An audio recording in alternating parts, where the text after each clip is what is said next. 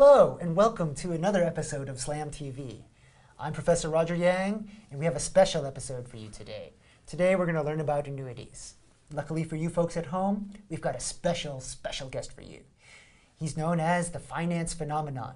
His interest compounds continuously. He's J Cho. Hi, Roger. Jay. Hi. What's wrong, man? Nothing. You look a little down. You look a little sad. Posture. Yeah. I think I'm having a midlife crisis. A midlife crisis at 29? I mean, I'm thinking of having a midlife crisis in 11 years. Oh, okay. Yeah. So you're saying in 11 years you're planning to have a midlife crisis. Exactly. During that midlife crisis, what are you going to do? Are you going to hike the Pacific Coast Trail? Are you going to build homes for people whose houses have been destroyed by natural disasters?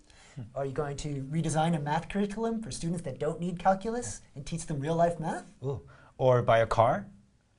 That works. That works, right? Yeah. Buy a car, yes. Cool. So I wish there were some sort of a financial vehicle that would help us save money to buy a car. Right. And we talked about compound interest. We've been studying compound interest, I've been right? wondering, like we hear compound interest is this great thing. How can I, as a person, take advantage of the power of compounding? Right, like an annuity. Isn't that what we're here to talk about today? Exactly. Okay. So annuities, basically, you invest a fixed amount of money every month or every week or every year. Okay. So Which one's the most common? every month, because most people get like monthly payment, monthly, okay. so they just invest every month. Okay. So at the end of a certain period, you get this lump sum amount of money. So you can buy a car or whatever.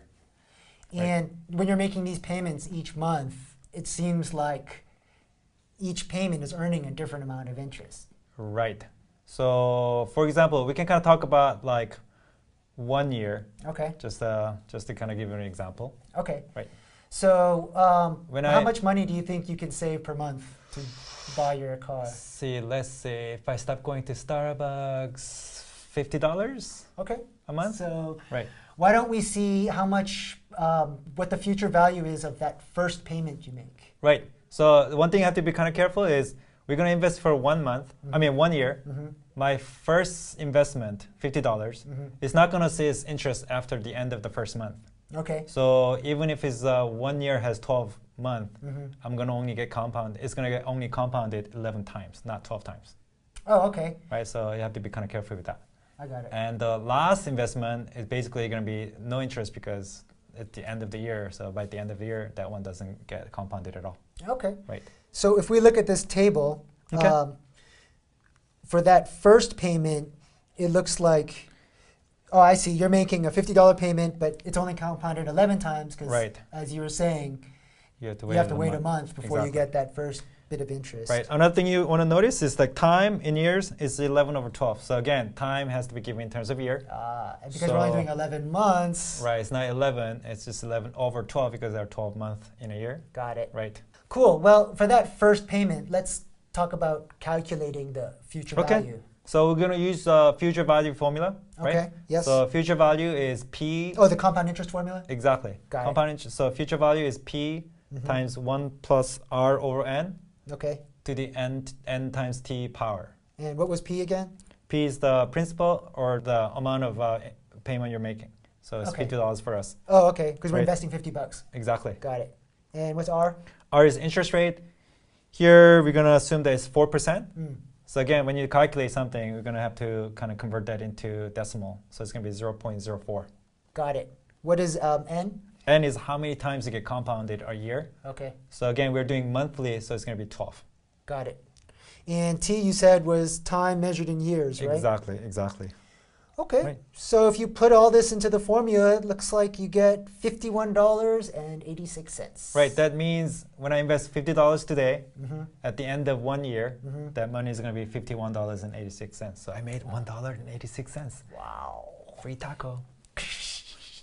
What about your second payment? Right. It's going to earn basically a little bit less because it's going to be only compounded 10 times. So pretty much the same formula. Instead of using 11 over 12 as a time, I'm going to use 10 over 12 as time. Okay. You calculate that out, you're going to get $51.69. So it's slightly less. Slightly less. Exactly. Got it. Exactly. So it seems to me that if we do this idea of contributing $50 a month, but you're going to do it over 11 years, that's a lot of payments.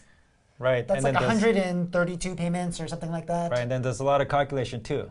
But luckily, I have an army of elves in North Pole. They're just calculating they're calculating all this compound interest for me. I don't have elves at my disposal What? like you do. But I think there is probably some cool formula that will do it all for me automatically. Luckily for you guys, do not have the army of elves helping you. There's the ordinary annuity formula. Oh, okay. So describe this formula to me a little bit. Right. When you first look at it, there's a lot of like symbols and letters, and so it's kind of confusing. Right. But if you once you understand like what each symbols represent, then it's just a matter of kind of plugging in and then calculating it out.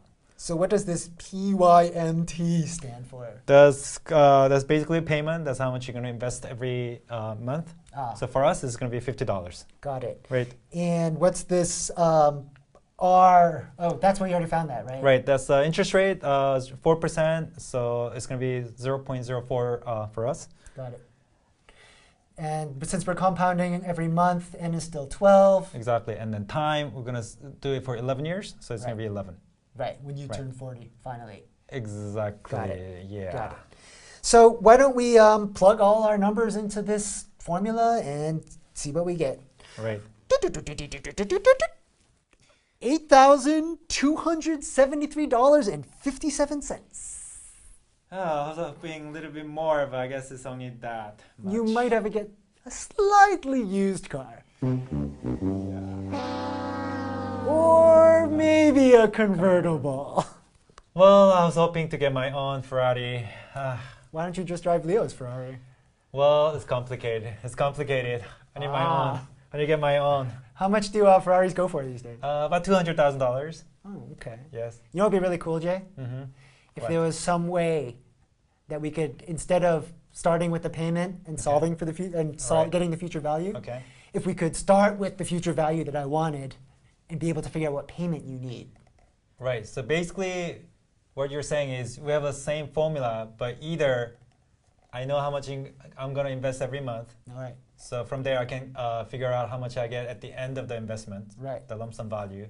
Or if I know already how much I need at the end of the investment, I can calculate how much I need to invest to get that. Right. Right. And I think we can just use algebra to solve for a different variable, right? Okay. So if we use algebra, we could solve for the PMT value. Right. Right. So it's basically the same formula given in a different format.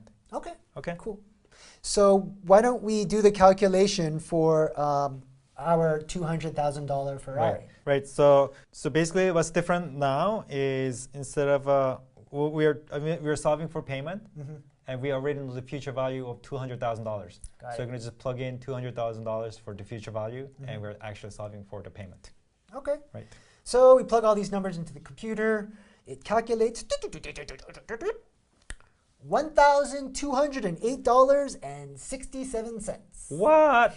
That is a lot of money. It is a lot of money. You're going to need a second job, dude. I know. I better start babysitting my nephews and nieces, working over weekend. Jay, what's the motto of this story here? I should have started saving earlier. Save early. And save often. That's right. But when you get this Ferrari, it's going to be so cool. We could, cruise around the city, fighting crime like those dudes in Miami Vice in their cool white Ferrari Testarossa. Yeah. Hey, can we wear white pants past Labor Day? When you're fighting crime, you can wear whatever you want.